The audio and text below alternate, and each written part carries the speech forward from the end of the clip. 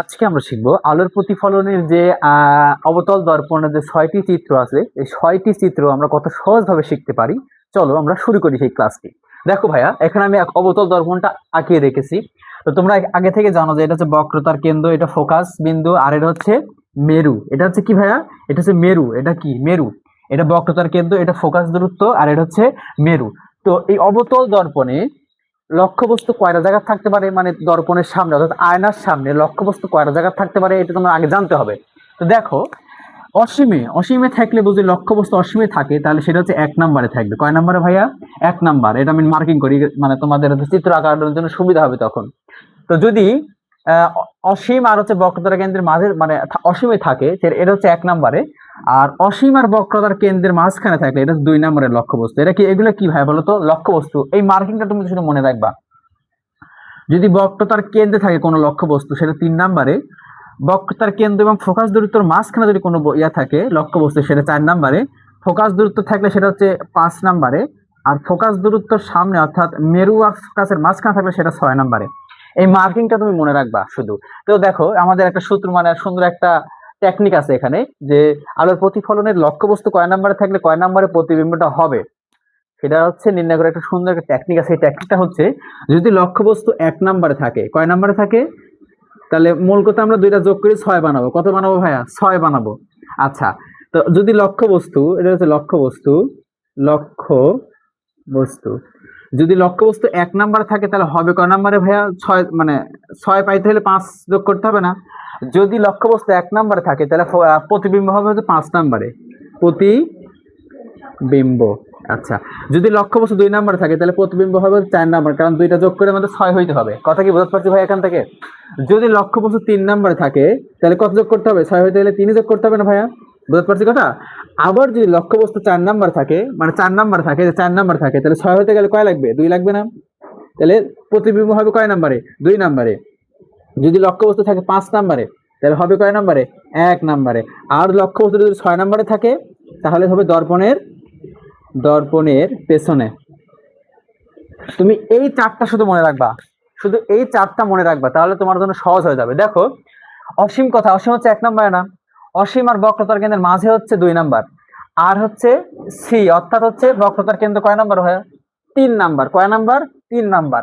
আচ্ছা, বক্রতার কেন্দ্র আর ফোকাস দূরত্বের মাঝখানে কয় নাম্বার? 4 নাম্বার অবস্থান। এই অবস্থান তুমি ভালো করে মাথায় রাখো। আর ফোকাস দূরত্ব কয় নাম্বার? ফোকাস দূরত্ব হচ্ছে 5 নাম্বার। আর ফোকাস আর মেরুর মাঝখানে এটা কয় নাম্বার? 6 নাম্বার। তো চলো আমরা এই সূত্রটা মানে এই টেকনিকটা প্রয়োগ করে আসলে কি আমাদের সেই চিত্র মিলে কি মিলে না, চলো, যাদের অনেক কনফিউশন হয়। চলো একটা চিত্র আঁকাই। কয় নাম্বার আঁকাবো বলো?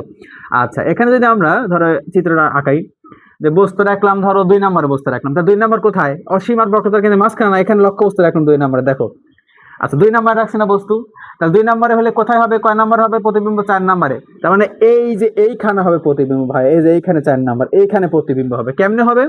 তো দেখো, এটা 4 নম্বর তো মার্কিং। আলোকরশ্মি প্রথমে কি সমান্তরাল যায় না? দেন ফোকাস দূরত্ব দিয়ে প্রতিফলিত হবে।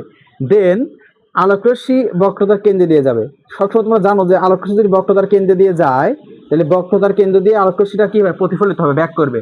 আর আলোকরশ্মি যদি কোনো সময় সমান্তরালে যায়, তাহলে আলোকরশ্মি কোন দিক দিয়ে প্রতিফলিত হবে?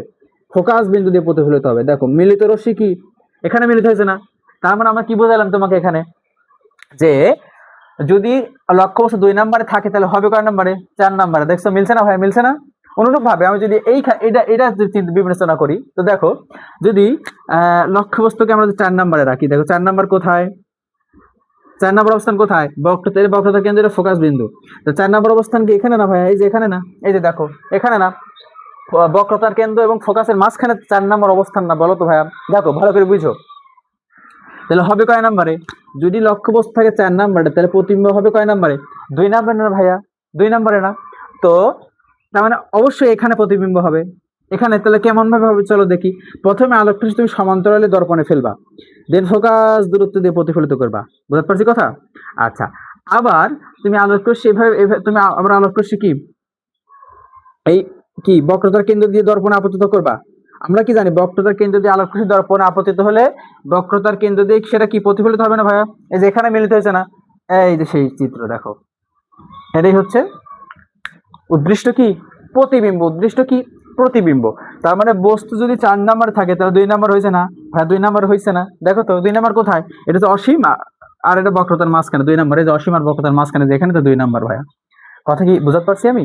তো আমি যদি আরেকটা চিত্র এখানে আঁকাই, আমার এগুলো মুছে দেই ভাইয়া, আশা করি তোমরা বুঝতে পারছো। তুমি যদি এই টেকনিকটা ফলো করো তাহলে আলোর প্রতিফলনের সকল চিত্র তুমি আঁকাইতে পারবা এই নিয়ম ফলো করে। চলো আমি দেখাই দিচ্ছি। তো এখানে দেখো কি বলছে, যদি বস্তু থাকে 5 নাম্বারে, কয় নাম্বারে ভাইয়া বলছে?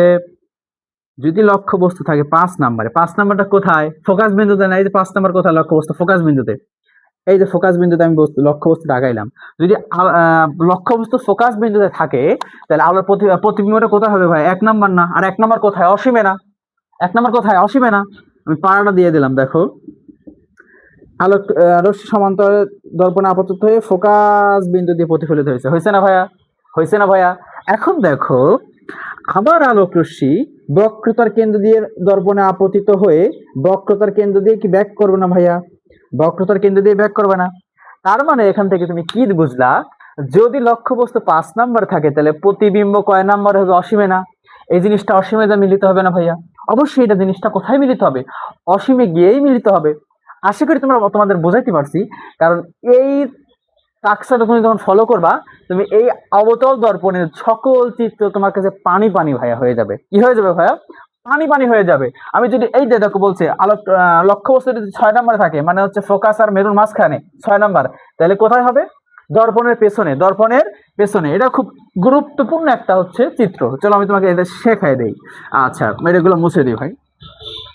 তো দেখো এখানে যদি আমি এখানে চিত্রটা আঁকাই দেখতে কেমন হবে? এটা হচ্ছে বক্রতার কেন্দ্র, এটা ফোকাস। তার মানে লক্ষ্যবস্তু কোথায় রাখবো? 6 নাম্বারে। 6 নাম্বারে থাকলে কোথায় হবে? দর্পণের পেছনে হবে। 6 নাম্বার অবস্থান মানে কি? এটা হচ্ছে ফোকাস আর মেরুর মাঝখানে হবে, তাই তো ভাইয়া? আচ্ছা পাড়াটা দিয়ে দিলাম। তাহলে প্রথমে হচ্ছে আলোক রশ্মি সমান্তরাল দর্পণে আপতিত, এই দেখো দর্পণে আপতিত হয়েছে, দেন ফোকাস বিন্দু দিয়ে প্রতিফলিত করলাম। বুঝতে পারছি ভাইয়া?